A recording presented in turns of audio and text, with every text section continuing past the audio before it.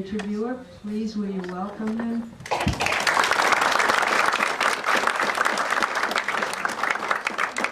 I thought I'd start out with his name first before I forgot it.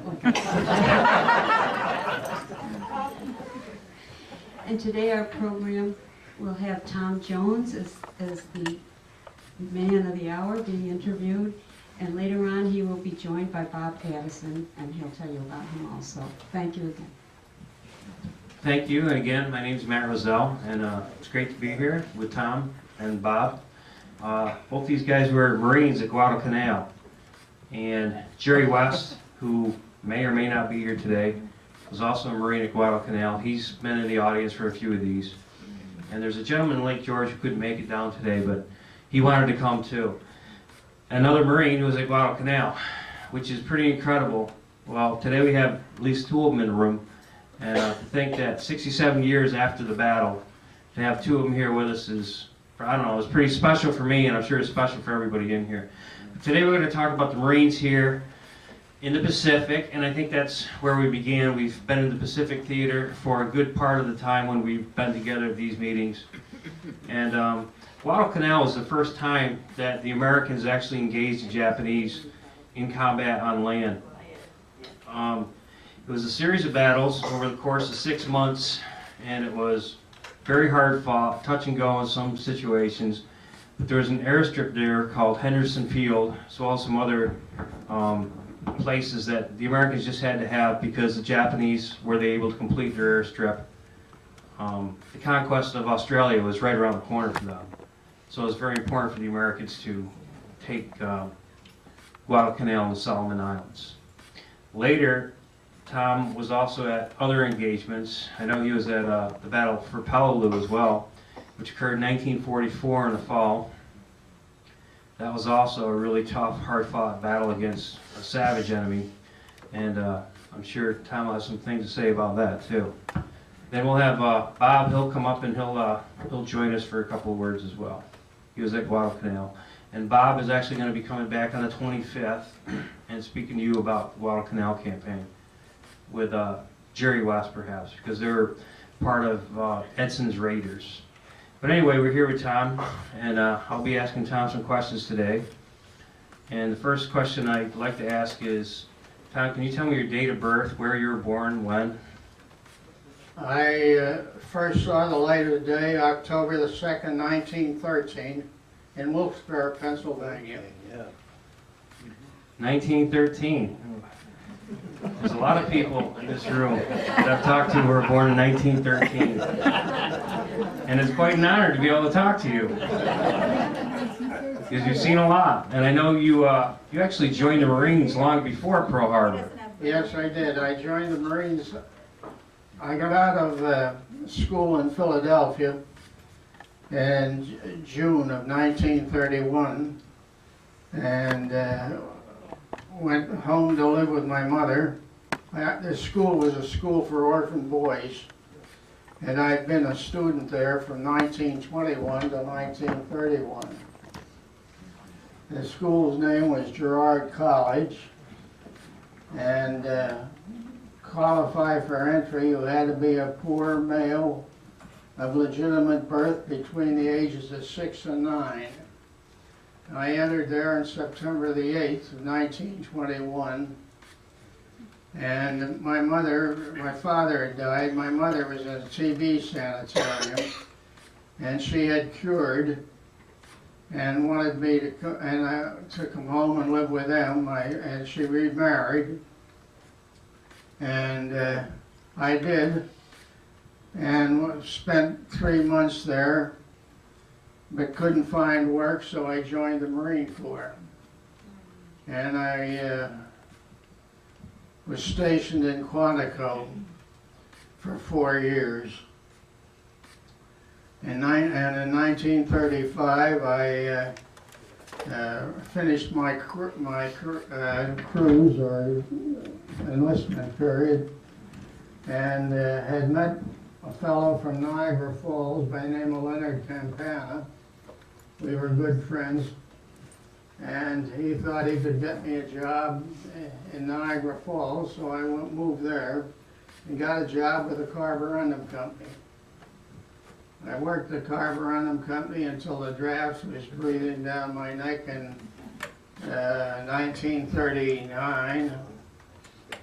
And anyway, I re-enlisted in the Marine Corps in 1941, just before, and was in the service before Pearl Harbor, and was in New River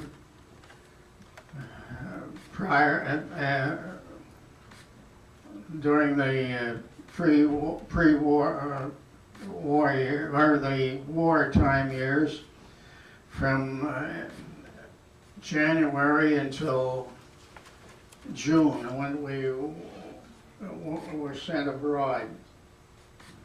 The 1st Marine Division is interesting. Its formation. Early in 1941, word went out to all the reserve units to send their certain amount of their non-commissioned officers to New River to form up the 1st Marine Division. And this was an opportunity, I'm sure, that some of those commanders had long sought. There was a chance to get rid themselves of the alcoholics, the malcontents, the malingerers, and the social misfits. And the 1st Marine Division was the laughing stock of the Corps. We were called the Raggedy-Ass Marines. And let me tell you, before the war was over, we were the prime of the crowd. We were the best they had. We embarked from I was with the 1st Regiment. We embarked in San Francisco late in June and arrived in Wellington, New Zealand in early August. In the meantime, the command in Washington had decided we'd better retake Guadalcanal, and they decided it would be the 1st Marine Division's job. And the only trouble with that was that we had the 1st Regiment afloat. We had the 7th Regiment in Guam or Saipan, and we had the 5th Regiment in Wellington, New Zealand. And to get them all together and make the run on Guadalcanal the first part of August was a physical impossibility. So when we did arrive in Wellington, we were there 10 days. We spent 10 days unloading and loading ship. And it was a confused situation. It wasn't the ordinary homegrown garden variety of confusion. It was compounded confusion, confounded confusion, and confusion taken to confusion's extreme. And you'll find out what I mean when we get to Guadalcanal. Anyway, we embarked for Guadalcanal and arrived there August the 7th. And we were unopposed landing. If there was any at all, I know nothing, never heard nothing of it. And but we're going ashore. I was given 30 rounds of ammunition and 3 hand grenades. A unit of fire is 100 rounds. When in the confusion, they had loaded the ammunition at the very bottom of the holes of the ships, the cargo ships. And I saw truckloads loaded with gear swung out over the ocean and dropped to get down to the ammunition. Fortunately, we were unopposed. We were assigned to take up a position along the the Ten Aroo River, which became the easterly perimeter. And we moved into that position and dug in. And we were fortunate enough to find that the Japanese had left in a hurry, and there weren't too many of them to begin with. Later on we found out there was only about 1,800 of them and about 700 laborers, construction people. And Can I interrupt you just 1 second? What was your job in the Marines? What did you do? What were you trained to do? I was an infantryman. Okay. And then I later became a scout. And I spent an awful lot of time at a forward observation post. But my first encounter with the Japanese was on an observation post. And incidentally, we were told no prisoners. No prisoners? No. And I was on this observation post with a couple other guys. And this guy, Jap, comes out of the woods, at least we thought he was a Jap, tried to surrender. We disposed of him in a hurry. And we later found out that we had killed a Korean. And that was my first experience for the Jap. The second was I had teamed up with a guy by the name of Bernard Macarthur. We went in Liberty a couple of times in the States. And when we arrived in Wellington, New Zealand, he and I got Liberty one afternoon and he went to confession. He was a devout Catholic. He went to confession, and after confession we went to the movies and saw how green was my valley. And anyway, to get on with my story,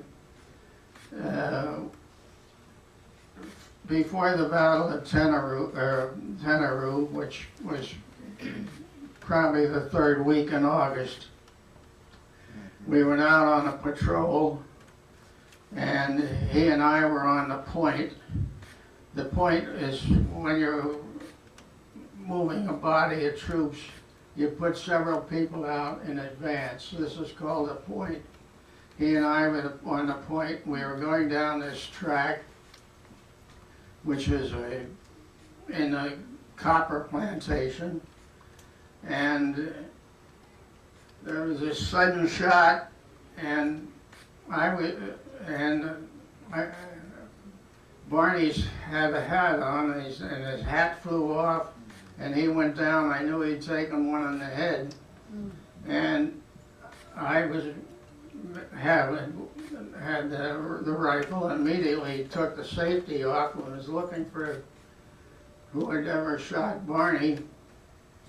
And this guy come running out of the brush there.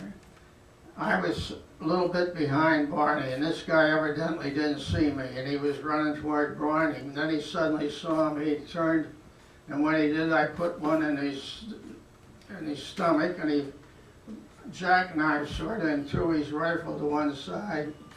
Now he was only about 5 or 6 feet in front of me, and I reloaded and shot him in the head. Oral the other day in his visit with us said, "War is hell." Let me tell you, it is hell. And that was my last. Well, I had another close encounter one time when I was on an observation post. We were waiting. We knew that the Japanese were going to reinforce, and we knew where they had embarked or disembarked. And I was out there to observe it. And during the daytime, and it wasn't mid-afternoon, these 4 Japs came up, and I could see that they were officers because they had binoculars and sidearms, and they were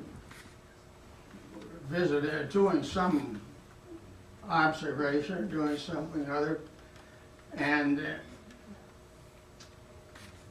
just about then they were within 30 or 40 yards of me, and while that was going on, these 2 wallabies came bounding out. Now, a wallaby is a kangaroo, but it's a miniature type kangaroo, and they're inquisitive and they're friendly. You can't go up and pet them, but they're not going to bother you if you don't bother them. Well, anyway, just about that time, one of those Japs decided he'd go over and see if he couldn't pet this kangaroo. Boy, I was sweating. I didn't know whether I should take him down and I had a grenade. I attempted to let go with a grenade, and I thought better not. I'm a long way from home, from getting back to the perimeter. So I didn't bother them, and they eventually moved away, moved back to whatever their point of it was. And I moved back into our area. Somebody else took over the post. And it wasn't long. We knew that they had landed troops there, and we were expecting them to attack us, and they didn't disappoint us. I think it was around the 23rd or the 24th of August. We knew that they were coming, and we were patiently waiting, and all of a sudden this flare went up, and it'll last for quite a while. It's a parachuted thing, and you could hear them now. They were making a lot of noise on the other side of the Ten Aroo, and you could hear the receivers going back on the air-cooled machine guns, and it wasn't long. They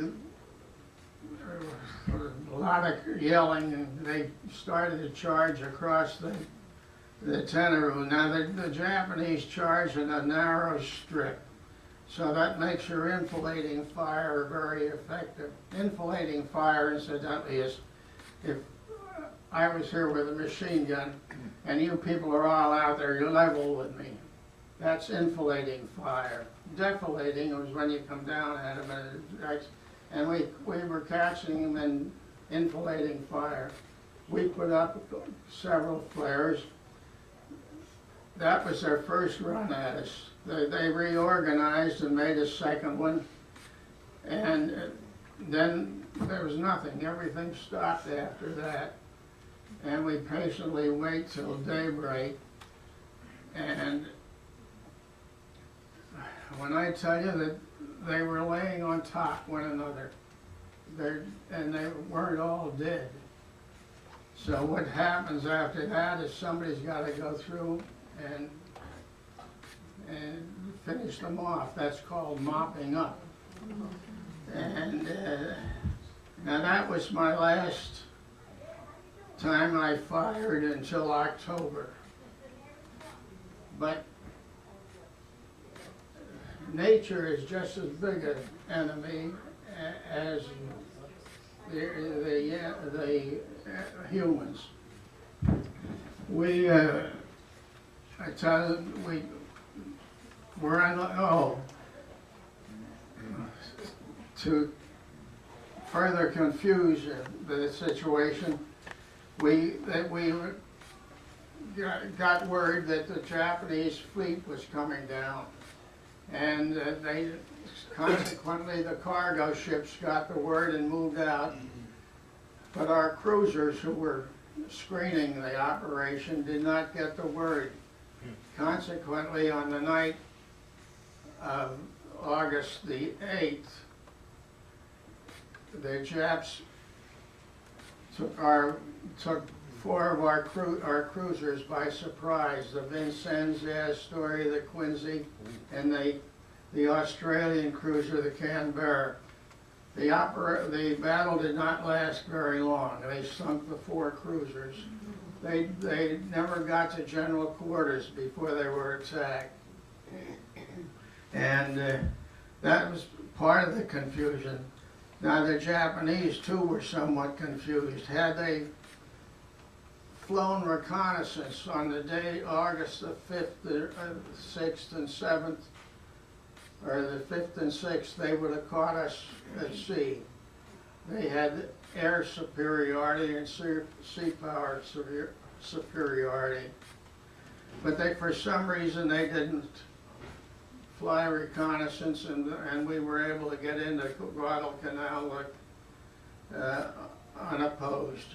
Where was our Navy was nowhere in sight after that, were they? We were pretty much alone when they were landing the reinforcements. Well, for quite a while they had the naval superiority and sea power, air power, and we had only 9 days food supply ashore. And fortunately, we were able to get about 18 days rations out of what the Japanese had left. But after that, we were on short rations, and we did, fortunately, sometime later get 4 destroyers in, and were unable to unload 40 tons of rations, which for 18,000 men is not going to last long. And then too, we were subjected to a lot of what later developed, it was a fungus infection. We called it jungle crud. And it struck the axillary regions of your body, your feet, your crotch, and your armpits. And also, on these patrols, we'd run into a lot of leeches, which would adhere themselves to your body, and they were 2 types. One was a suction type, and the other put tentacles in. And either one, if you rubbed them off and you didn't get the head, you got an ulcerated sore. That was another problem. How did you get them off? Well, lighted cigarettes. And incidentally, the Japs had a large supply of cigarettes there when no shortage of nicotine. And my platoon got lucky. We overran the spot where they had, and we got a case of sake, which is Rice wine? yeah. And also, I remember we also fell heir to a carton of mandarin oranges, which was a delicacy. So the battle of the Ten Aroo River, that was a night battle. And Yes. the Japanese were Yeah. pretty infamous for Yeah. their night fighting. Yeah, they figured that there was about 400 dead in there. And it was the Ichi battalion of Japs who would distinguish themselves early in the war in China by the rape of Nanking, which there was a lot of notoriety on. 250,000 Chinese civilians were basically murdered by Japanese soldiers in 1936 7, 38. And that's the division he's talking about that attacked him. Well, we're on the next big battle I got into was in the Battle of the Ten Aroo, which was in October. And our battalion, was held in reserve.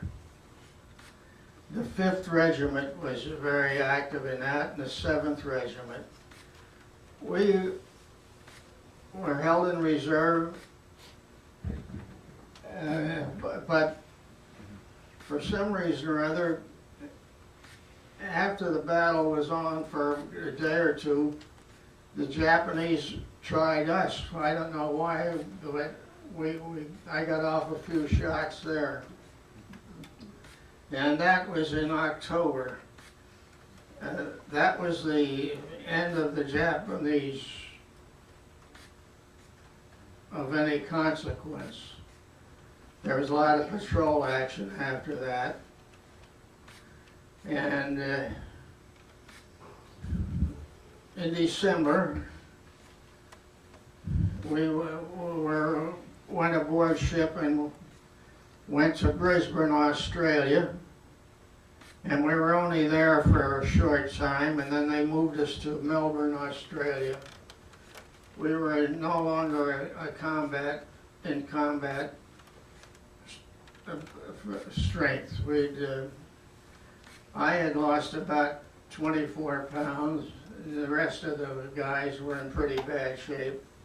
Malnutrition and malaria and dengue fever. I guess it's dengue fever. Anyway, it's fatal.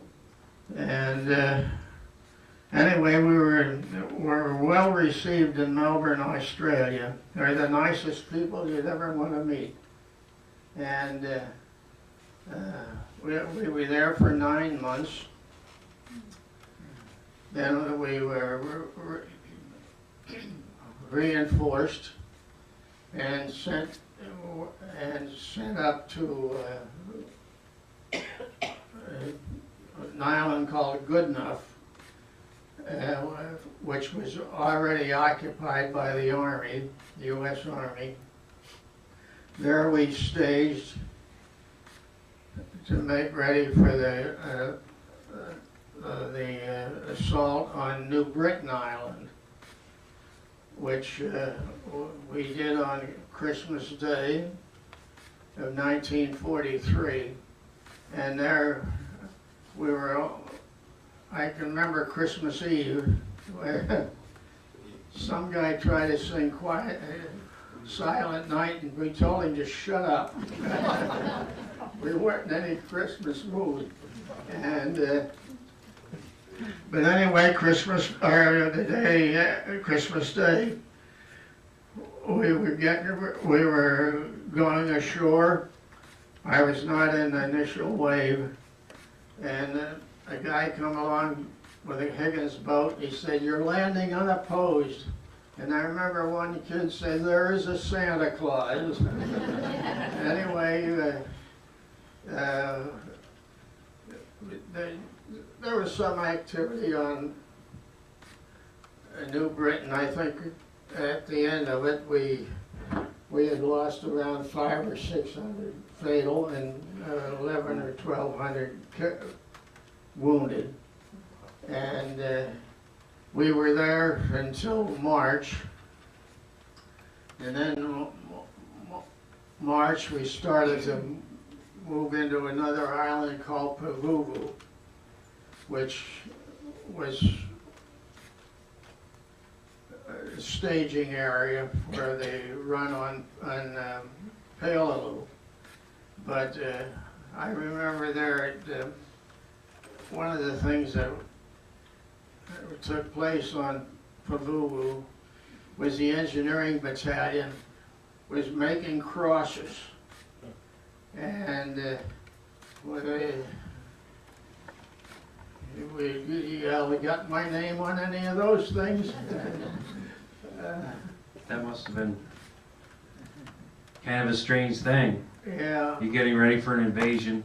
Yeah. But Vuvu was the staging ground for the invasion of Peleliu, which the Joint Chiefs of Staff decided that this would be a crucial island to have. It had airfield, etc., on the way to the Philippine Islands. So now we're up in September 1944. The battle for Guadalcanal ended in February, the mopping up, etc., in 43. And I think the casualties were around 1,700 Americans killed, a little bit more than that, 1,770 or around there. And almost well over 25,000 Japanese soldiers are killed there. But again, Peleliu was another whole chapter unto itself, and that battle lasted for a month. Peleliu was MacArthur's idea. He thought he had to have that island to make his run on the Philippines. What's your opinion of MacArthur? I just want to, I think I know, but If I had my way, MacArthur would have been hung. We lost 6,300 guys on Peleliu, and for what? They never did a thing with it afterward. Not a thing. And MacArthur was well, to give you an idea, Franklin Roosevelt categorized him as a dangerous man. Harry Truman relieved him of his command. Herbert Hoover should have relieved him of his command.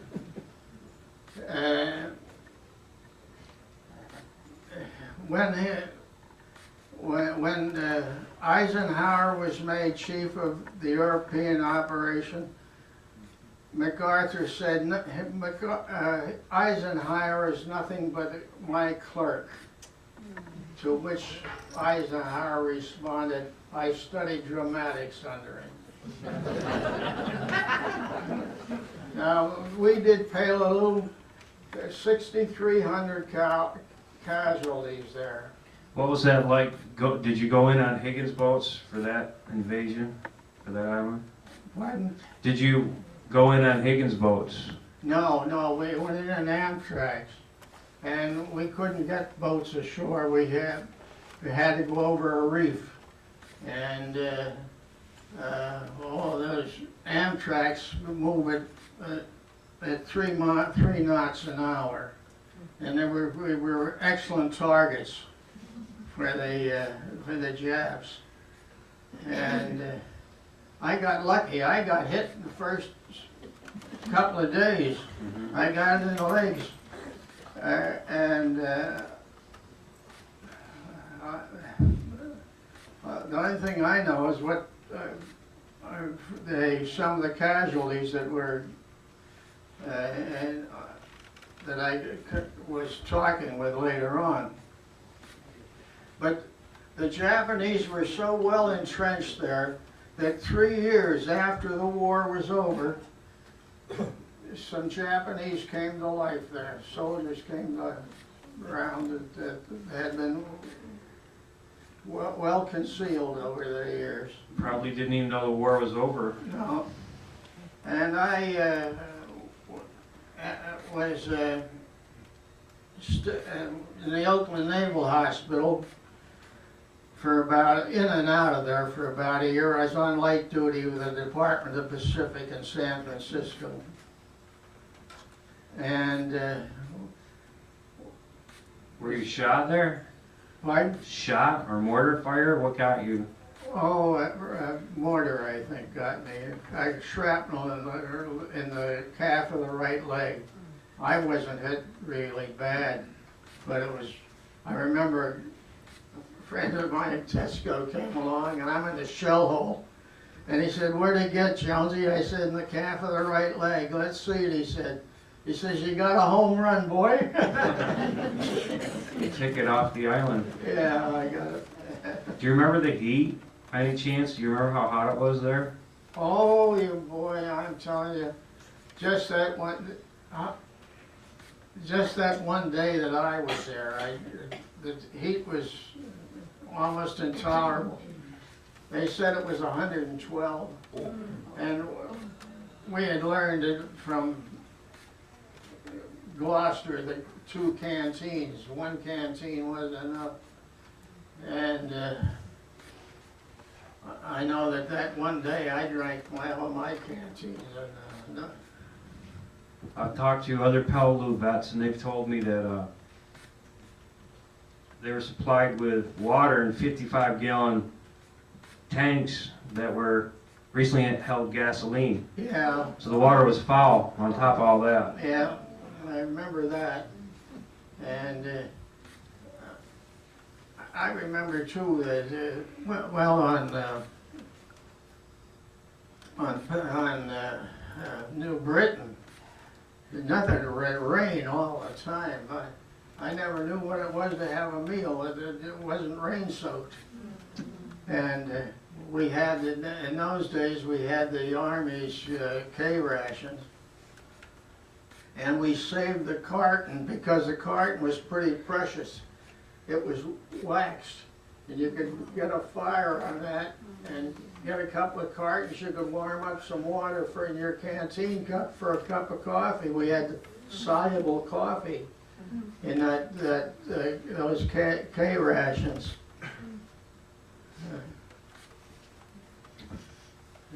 So did you wind up back in the States with that wound? Yeah, I did. I was at Oakland Naval Hospital, and it kept getting infected. I guess they call it staph infection today. And I was in and out of the hospital. But there were so many wounded, they didn't know what to do with us. When they put us on light duty, and they placed for us, and went out and rented a room. They paid then I had to report every day into the Department of Pacific. It's funny, we all done turned alcoholics. We all were darn good pinochle players and cribbage players. So what was your rank when you, let's say, when you were back in the States in the hospital? Were you still sergeant? Well, I got a field promotion on Guadalcanal. I had a PFC. I guess they saw qualities of leadership in me and made me a lieutenant. The lowest form of sea life is a second lieutenant in the Marine Corps. Why is that? And anyway,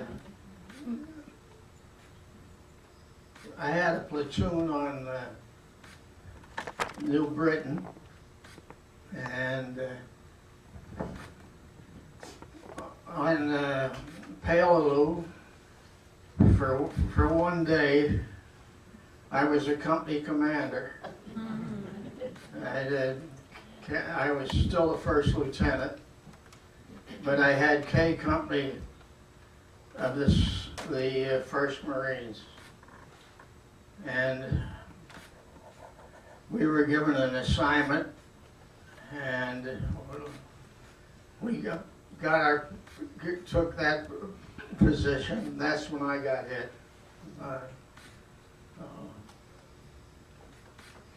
And then, while I was in San Francisco, I made captain.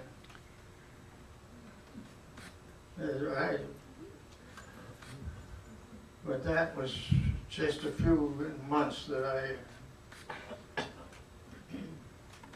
Did you retire from the Marines then? No, after the war, I stayed in for a couple of years. But it was, first of all, my wife didn't care much for it. And it wasn't that in those days you didn't get the wages that they have today. I could go back to my old job and I did make several $100s a month more than I was making in the Marine Corps.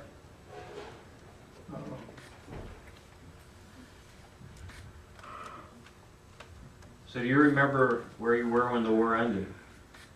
Yes, I was home in Wilkesbarre, Pennsylvania, and Were you out then? You weren't out of the Marines, were you? No, no, On leave? I was on leave then, yeah. I had 30-day leave and was taking assignment in the 3rd Marine Division. And anyway, I remember the word came that President Truman was going to be on the air in the afternoon or early evening. And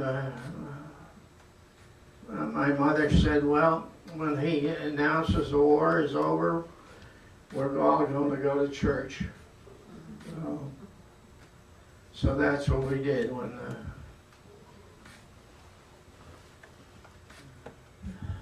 Just glad to have that over with. yeah. So, as far as Truman's use of the atomic bomb, Pardon?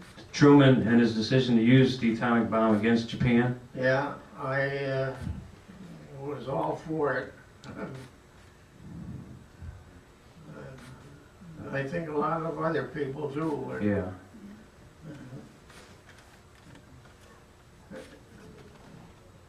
Now, another gentleman here today by the name of Bob Addison, who was a member of the 1st Raider Battalion, Edson's Raiders. Bob, you want to stand up? Yeah. Now, Bob landed at an island called Tulagi. He arrived there uninvited, unexpected, and unwanted. And his reception was not too cordial. Yeah, right now we have it's about 4:15, and I'm wondering if we have some, do you want to come over, Bob? Come on over. I'll ask Bob a couple of questions. Remember, he's going to be here on the, what is it, 25th? He's going to be here on March 25th. Jerry West hopefully will be with him. But Bob was also a Marine at Guadalcanal, and I'll let him tell you a couple things about that. Why don't you tell him where you were on December 7th, 1941, Bob? It was my 19th birthday. And I was home recuperating from appendicitis.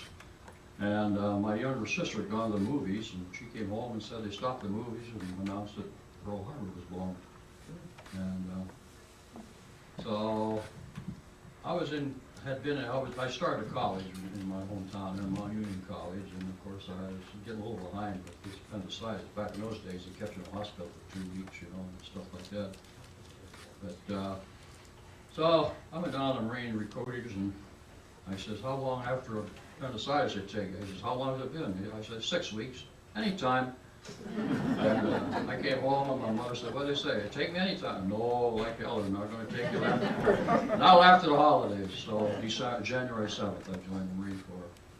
And August 7th, we were in combat. You remember? I knew he'd remember where he was on December 7th, 1941. Right. You have a couple Purple Hearts from your wounds, don't you? Oh, well, we got the first one on Guadalcanal. Something hit me in the head and they put a couple of stitches in it. My thinking hasn't been right since. There's one more thing. Talk about young people. You know, the average age of the Marine Corps in World War II was 19. That meant there was an awful lot of kids 17, 18 years old. I was 28. They referred to me as the old man. A lot of them lied to get in. What? The 17-year-olds lied to get in. Oh, we had one kid by the name of Norbert Bush. Had got his brother's birth certificate. He was 15 years old, but he changed his name. He used his brother's name.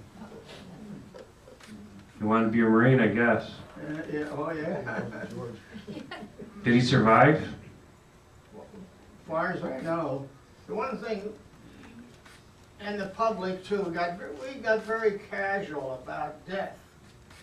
You know, you'd read in the paper, cruiser went down, 700 guys lost their lives. You forgot about it within a week's time. And I got so that I still can't remember some of the fellows that I served with. Naval in the operation. Just the magnitude of that war and of what these guys went through in World War II, what our whole country went through as a nation. That's really important to keep in perspective. Does anybody have any questions for Tom? I know Bob's going to be here again later, so I'm wondering if anybody has a question they want me to ask Tom. Did Tom get married during the war? Did Tom get married during the war? Yes, I did. In 1945,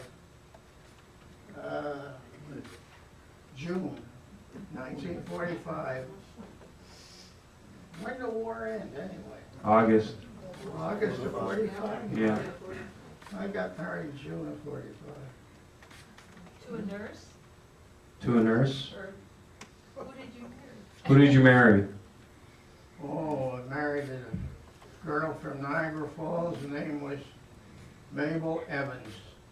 Hey, it was something else, too. You know, I told about this Bernard McCarthy. He was a close friend of mine, and when he died, I got his rosary and religious medals he had, and I thought I'd get it to his mother and father, and he was from San Francisco. So when I was in the Oakland Naval Hospital, I looked up, and that Barney never told me, he was really high society. I'm telling you, the family took me in, and I got a courtesy card to the St. Francis Yacht Club, and oh boy. But anyway, they'd have me out for dinner on Sundays. So, but then this one day, Barney's father said to me, "I want you to do something for me, Tom." He said, "A friend of mine, there's going to be a debutante's coming out party, and a friend of mine's daughter is part of it, and we'd like to have a few servicemen there so we don't get too much criticism for violating the austerity program." I said, "Sure." So anyway, I went, I had a rehearsal, and the young lady's name that I was escort was Ann Folger, the coffee business people. And we had a rehearsal, I went through the business, and anyway, the party came along, and there was a girl there taking pictures. I didn't think anything of it. Within a month, whose pictures in Life magazine? Tom Jones. So sober, and a sober Marine. Now, if you don't think it was my picture, you should ask my mother-in-law to be whose picture it was. Oh, she saw, huh? She'd give you profane description. Your buddies probably saw it too. What? Your friends in the Marines probably saw it. Oh, yeah. But that Ann Folger, you recall the Manson situation, and I'm trying to, she was with the actress. Sharon Tate. Sharon Tate. She was killed with Sharon Tate by the Mansons. Okay. Yeah. Another question back there? I have a young lady here who wants to know if you were anywhere near Espiritu Santo, the island of Espiritu Santo in the Solomons. What was that? Were you near the island of Spiritu Santo? Santo. Well, that's part of Guadalcanal. Yeah, it's part of. Yeah. Her husband was there. Guadalcanal was a staging area all through the war. Anybody that said they were in Guadalcanal could have been there. I have a question as well. You shared with us your opinion of Douglas MacArthur. Would you share with us your opinion of Chester Nimitz? Chester Nimitz, what do you think of Nimitz? Who was a Oh, I didn't, naval commander? I didn't know anything about Nimitz, except that our regimental commander's name was Chesty Puller. Chesty had a reputation. He was a good officer, but he mispronounced words. And I remember Admiral Nimitz, he pronounced Nimitz as Nimitz. Nimitz. And then he said to me one day too, he said, Jonesy, he said, what's that stuff they eat in Philadelphia? I said, they eat scrapple in Philadelphia. Yeah, he says, that's that stuff that hit me when I... Shrapnel, scrap. So you knew Chesty Puller? Oh, I knew Chesty Puller, and Chesty Puller knew me too. Chesty Puller was the guy that recommended me for commission. And I knew Chesty Puller in my first cruise. Wow. He was my lieutenant in those days. And, well, he was something else. But Pretty well-known Marine, Chesty Puller, and Guadalcanal especially. 7th Marines. Ralph? The 1st Marine Division, this goes for Bob and Tom, was a very highly decorated division. It was, as you say, the first one to engage the enemy. Are there many survivors today? Do you attend reunions? Do you speak to the fellas? Talk to the guys that you served with? I'm from the 4th, and I know we still meet. Yeah. But the 1st Marine Division has a lot of good stuff. Last Tom first. Pardon? Did you go to any 1st Marine Division did. reunions? I went to the first one we had in New York City. It was a drunken fight. Well, and I kept in touch with who was one of my lieutenants. And he stayed in the Corps. He retired as a full colonel. And I heard from him every year. We exchanged Christmas cards, except this year. I presume that he has probably died by now. Yeah. That's too bad. What about you, Bob? Reunions? Yeah, we, of course, we started 6 to 7 years ago down in Quantico, and we go back to Quantico every year. In fact, I'll be going down the 16th of next month. And now, our battalion was an oversized battalion. We had an extra rifle company, so we had about 900 at a time. But 2,400 guys went through the battalion in 2 years. And last year we had, I think, about 17 of us at the reunion. And so we've been having reunions since 1948, every year. And so this is quite a battalion. And as you say, decorated. 4 guys from this battalion got the Medal of Honor. 24 Navy ships are named after fellows in this one battalion. 3 books are written about this one battalion, so I'll let you know all this stuff in 2 weeks. And on that note, I'd just like to point out that Bob did bring in his book collection, Guadalcanal. He's got some great photo books back there. Iron Bottom Sounds, some of the sunken ships from our fleet that were sunk around Guadalcanal. And at this point, I'd just like to say thanks a lot to Tom and to Bob. It's been a real honor to be here with you folks and have you share your memories with me and everybody else in the room, my students who are in the back. And I wonder if Beth might have a camera in her pocket, telephone camera. Do any of the girls have a camera? I can go get my mat. Okay. I'm going to have these guys stay here so we can get a quick picture. And I hope you've enjoyed the time that we spent together. I've certainly enjoyed it. And I'll hand it to Sonny.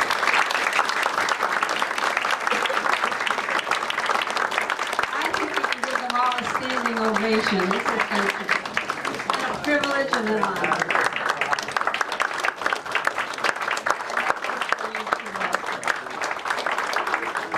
this series couldn't have taken place without Matt Rozzell, and we are so grateful to you and to all of you veterans that have taken part in these 6 separate series. And we're all here today and able to appreciate America thanks to all of you.